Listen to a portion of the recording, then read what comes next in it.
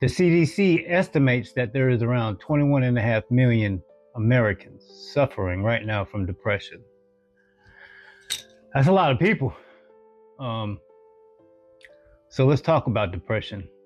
Try to understand what it really is.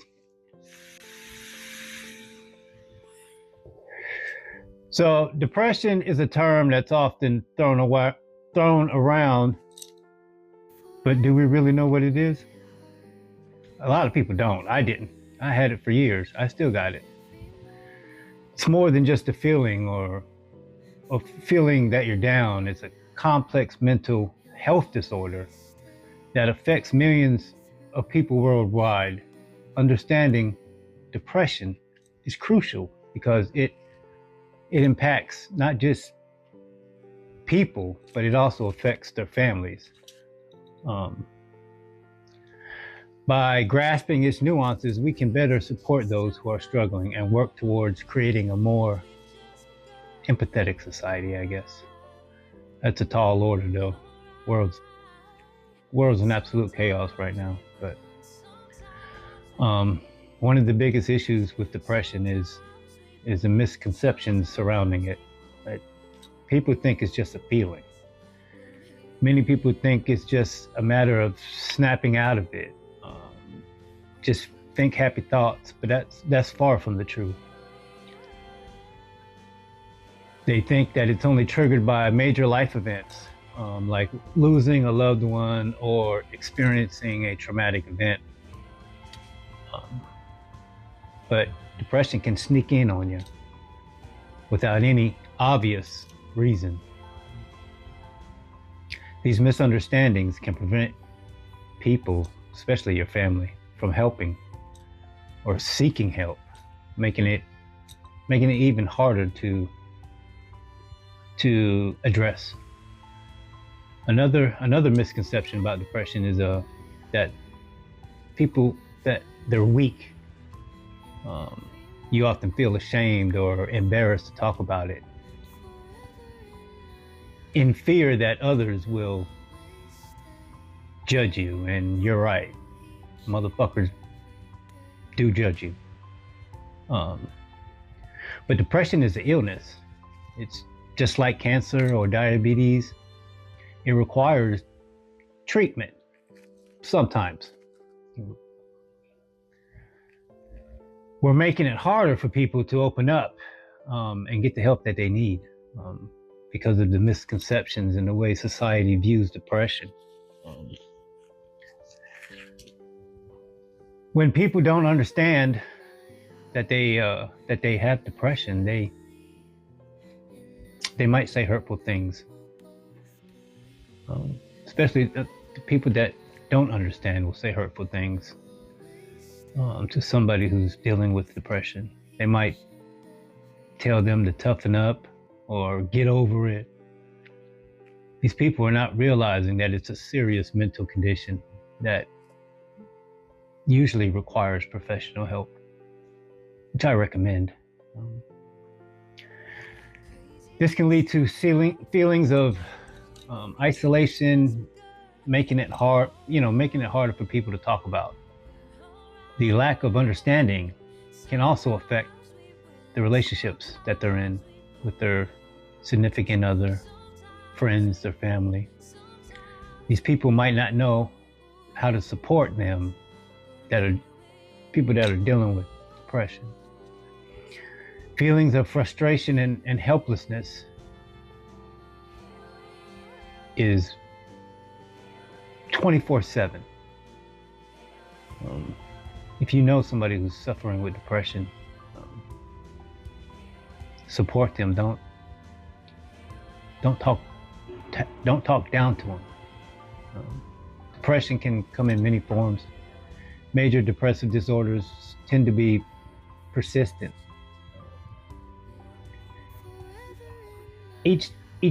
There's levels to depression, and each level has its own significant challenges. You can experience changes in your sleep, your appetite. Some people, feel hopeless. Biological factors and your brain chemistry can play a role as well. Psychological factors such as trauma, low self-esteem, social factors like isolation or being bullied can only fuel depression. Symptoms can vary from person to person, but the most common one include persistent low mood, low self-esteem, loss of interest, loss in your daily activities that you used to enjoy. It's essential for people to recognize the symptoms and understand that they're not just a sign of weakness or a person failing. The biological and psychological and social factors can be complex. It can be hard.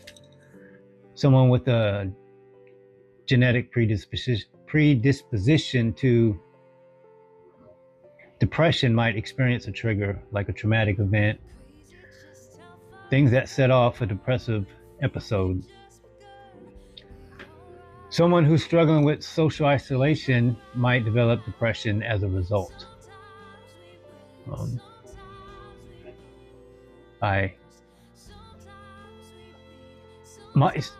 My triggers were different. They were associated with using drugs. It's usually the people that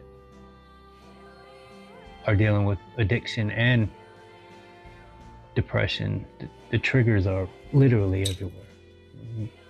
Everything reminds you of wanting to use and feeling bad about using, feeling ashamed. Imagine feeling like you're stuck in a dark cloud with no way out. That's what it's like for many people dealing with depression. With the right treatment and support and, self-love, support from your family, friends, people can come out of depression and live better lives. I'm a testament to that. It's not easy. It's hard work. One of the hardest things I've ever done, actually. I couldn't imagine if I didn't have my family, it would have been almost impossible. So if you're out there and you don't have anyone and you're dealing with depression, I recommend reaching out to a therapist. They can provide medication. Therapy and medication can be incredibly effective. But it's not just about treatment. It's about getting into a supportive environment that will allow you to heal.